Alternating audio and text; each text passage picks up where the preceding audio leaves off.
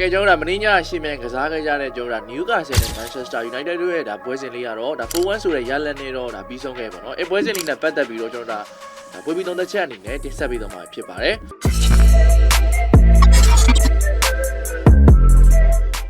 ကဲတော့ဒီပွဲစဉ်မှာဆိုရင်တော့ကျွန်တော်ထူးထူးခြားခြားအနေနဲ့ဆိုရင်ပြောရမယ်ဆိုရင်တော့ကျွန်တော်တို့ဒီကိုသမားနေရာမှာဆိုရင်တော့ကိုနာနာအစားကိုသမားဘိုင်ယာတာနဲ့ဒါပြောင်းလဲပြီးတော့ပွဲထုတ်လာခဲ့တယ်ပထမပိုင်းတစ်ပိုင်းလုံးမှာဆိုရင်လည်းကျွန်တော်တို့ဒါ United အနေနဲ့ဆိုရင်ဒီကွင်းလေကိုတောင်မှမကြော်ခဲ့တဲ့အခြေအနေတခုရှိတယ်ဆိုတော့ဘလို့မှနယူကာဆယ်ကိုနိုင်ဖို့ဆိုတာလုံးဝမဖြစ်နိုင်ဘူးဗျဒီလူစင်းနဲ့နောက်ပြီးတော့နယူကာဆယ်ကိုရှင်ပြီးတော့ကစားဖို့ဆိုတော့တော်တော်လေးမလွယ်ကူတဲ့ကိစ္စဗျ United အခုလက်ရှိဖြစ်နေတဲ့ဟာကနောက်တန်းပိုင်းမှာတော်တော်လေးအမှားများတယ်ဗျဒီပွဲစဉ်မှာကြည့်မယ်ဆိုရင်ကျွန်တော်တို့မာဇာဝါရီတော်တော်လေးအမှားများတယ်ကျွန်တော်မာဇာဝါရီဒီပွဲတင်မဟုတ်ဘူးလိုင်ယွန်နဲ့ပွဲစဉ်တုန်းကဆိုရင်လည်းအမှားတွေများခဲ့တယ်ဒီပွဲစဉ်မှာဆိုရင်တော့ကျွန်တော်အကြိုက်ဆုံးကတော့ဘရူနိုဖာနန်ဒက်နဲ့ဇက်စီကိုတော့ဒီပွဲစဉ်မှာတော်တော်လေးသဘောကျခဲ့ပါတယ်ဘာလို့ဆိုတော့ဟယ်ရီအမ်လည်းကောင်းပါဟယ်ရီအမ်ဆိုရင်လည်းဘောလုံးတော်တော်ကင်နိုင်တဲ့ကစားသမားတစ်ယောက်လို့ပြောလို့ရတယ်အဲ့တော့ first line နဲ့အနေနဲ့ထွက်လာခဲ့တဲ့ဒါလူစင်းနေတာကိုကြည့်မယ်ဆိုရင်တော့ဇက်စီရှိမယ်ဘရူနိုဖာနန်ဒက်ဂါနာချိုဒါအမ်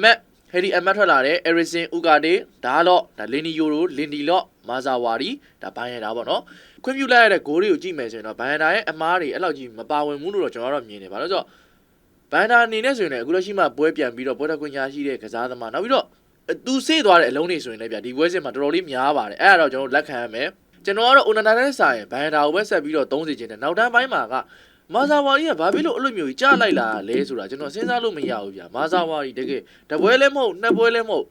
အရင်ကစားတာကျွန်တော်တို့တွေ့ခဲ့ရတဲ့မာဇာဝါရီတို့ဥကာဒီတို့ကဒီလိုမျိုးကစားသမားတွေမဟုတ်ဘူးလေဗျာဟုတ်တယ်မလားတကယ်ကိုချမ်းချမ်းနန်းကစားနိုင်တဲ့ကစားသမားတွေအခုဟာကြီးကကစားသမားအနေနဲ့ဆိုရင်လည်း fit မဖြစ်တာလားဘလို့ဖြစ်နေတာလဲမသိဘူးမျက်နှာအစဗျာထုံထုံမိုင်းအဲ့လိုမျိုးပုံစံတွေဖြစ်မြင်နေရတာပေါ့နော်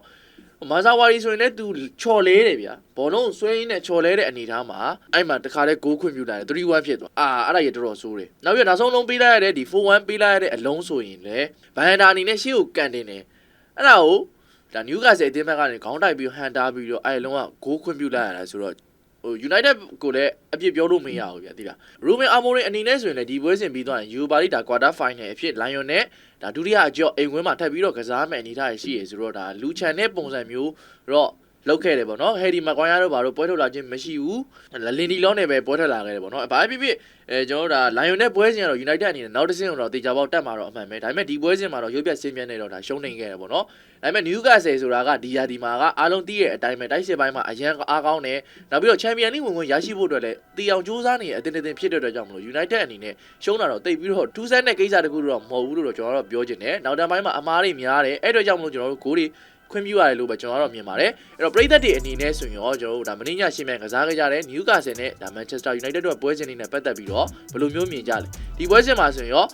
ဘယ်ကစားသမားကကျွန်တော်တို့ဒါအသင်းနဲ့အဆင်ပြေခဲ့ပြီးတော့ကျွန်တော်တို့ဒါဘယ်ကစားသမားကတော်တော်လေးညံ့ခဲ့တယ်ဆိုတာကိုကွန်းမှတ်မှာတစ်ချက်လောက်ဆွေးနွေးပြီးတော့ကြပါဦးအဆုံးထိကြည့်ရှုပေးကြတဲ့ပရိသတ်တယောက်ချင်းစီတိုင်းကိုကျေးဇူးများကြီးတင်ပါတယ်ကျွန်တော်ရဲ့ Facebook နဲ့ YouTube Channel ကိုလည်း Like and Subscribe လုပ်ထားဖို့တောင်းဆိုချင်ပါတယ်နောက်ဗီဒီယိုမှာပြန်လည်ဆုံတွေ့ကြပါမယ်ခင်ဗျ